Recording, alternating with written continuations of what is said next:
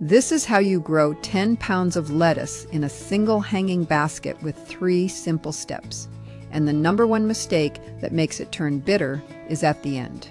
Now I have been growing lettuce in small spaces for more years than I care to count, and I want to tell you something. You do not need a big garden to get a big harvest. A hanging basket is all you need, and once you know how to set it up right, you will be cutting fresh leaves all season long.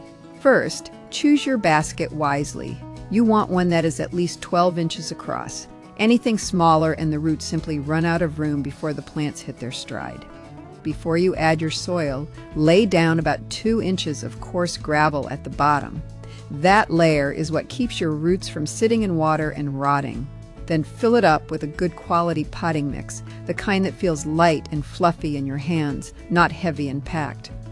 That airiness is what lettuce roots love. Second, pick the right variety and plant generously. Loose leaf types work best in baskets because they do not need deep roots, and you can harvest them a little at a time rather than pulling the whole plant. Black-seeded Simpson is one I always recommend to beginners. Scatter about 50 seeds across the surface of your soil, press them in gently, and dust just a thin 1/4 inch layer of soil over the top. They are tiny seeds, and they do not need to be buried deep. Once your seedlings come up and reach about 2 inches tall, thin them out so each plant has about 4 inches of breathing room. That spacing gives the roots space to spread down through the remaining 8 inches of soil, and it keeps air moving around the leaves, which helps prevent disease. Third, water consistently and pay attention. Lettuce is not a plant that likes to dry out between drinks. Aim for about 1 inch of water each week and check the soil with your finger rather than going by a schedule alone. If it feels dry an inch down, it is time to water. Morning watering is best because it gives the leaves time to dry before evening. Keep up with this routine and give your plants 6 hours of morning sun each day to keep them strong and upright. Once you see that third true leaf appear, you can begin feeding with a mild liquid organic fertilizer every 2 weeks or so. Just a gentle boost to keep things growing steadily. Now here is the number one mistake I see gardeners make, and it is the one that ruins all that hard work. As summer moves along and the days get hotter, people forget that lettuce is a cool season plant.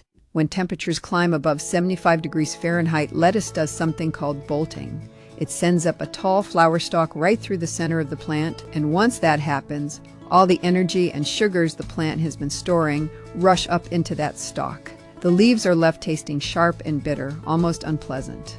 That is why your salads suddenly taste wrong even though the plant looks full and green. The fix is simple and it costs you nothing.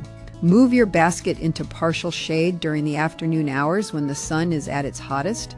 You do not need to move it forever, just tuck it somewhere. It gets relief from that direct midday heat. Keeping the soil temperature below 70 degrees is the key to keeping those leaves sweet and tender all the way through harvest. Follow these 3 steps and tend to your basket with a little daily attention, and you should be cutting your first leaves in about 30 days. There is something deeply satisfying about walking out to your porch and snipping fresh greens for your supper. If you want to grow more food in small spaces without a big yard or a big budget, this channel shares practical growing tips every single week.